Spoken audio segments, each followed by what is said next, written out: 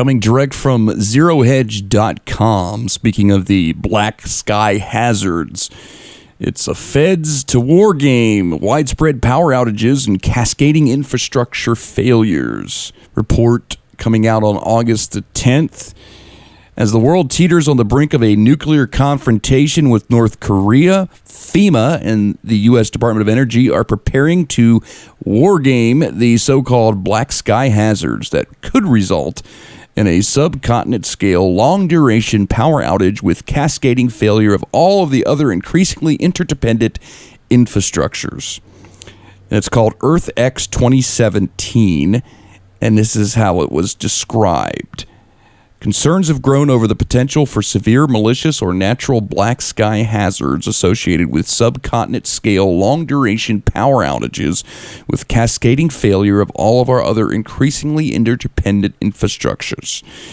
This creates a grim and difficult dilemma. Restoration of any sector will only be possible with at least minimal operation of all the others. Makes perfect sense. To deal with this dreadlock, careful sector by sector and cross-sector resilience planning is crucial. However, such plans to be effective must be exercised. And with the diversity and the national and global scale of the infrastructures we now depend on, this requires an unprecedented multi-sector national and international exercise series.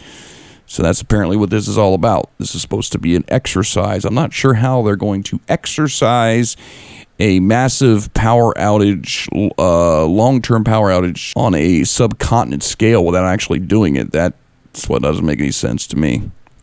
Anyway, EarthX defines black sky hazards as a catastrophic event that severely disrupts the normal functioning of our critical infrastructure in multiple regions for long durations. And here are a couple of examples of things that they are prepping for. High altitude electromagnetic pulse, or EMP, intentional electromagnetic interference, or IEMI, cyber terrorism, or a coordinated physical assault. Also in the realm of natural hazards, it could be a seismic event, high magnitude earthquake, a GMD, or a geomagnetic disturbance, severe space weather, or a hurricane or other natural weather event. According to the former Florida Congresswoman Michelle Rewinkle-Vasilinda, not sure if I'm saying that right, but black sky events, though largely dismissed as a remote possibility by most, will occur. Just a matter of when, not if.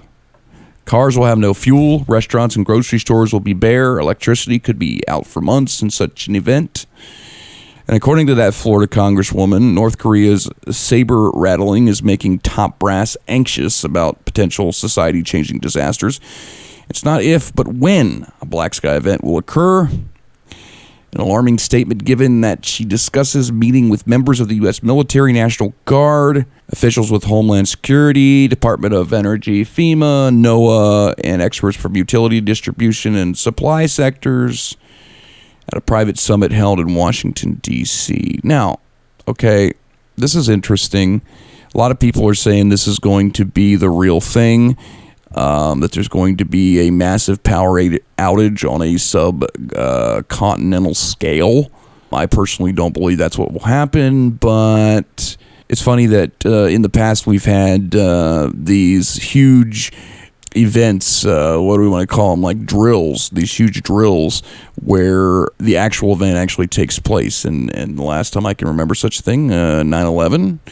Do you guys remember that on 9/11 there was all these drills taking place, and that was the excuse why the fighter jets couldn't be scrambled in time because they were all busy doing drills across the country?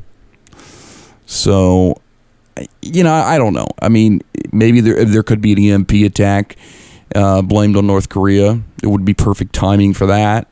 So I'm sure if they do have anything major planned, it's been in the pipes for quite a while. Been planned for quite a while. But August 23rd is when this is all supposed to take place. That's next Wednesday, a couple days after the solar eclipse, but which has nothing to do with it unless they're going to blame some kind of a solar event, like a solar flare or a coronal mass ejection type event for this, because they're calling it almost like a Carrington scale event. Carrington, the thing that happened back in 1859, when it was a solar flare that took out, all that was existing at that time, the infrastructure of the telegraph system. So could be. My advice is just to hope for the best and prepare for the worst.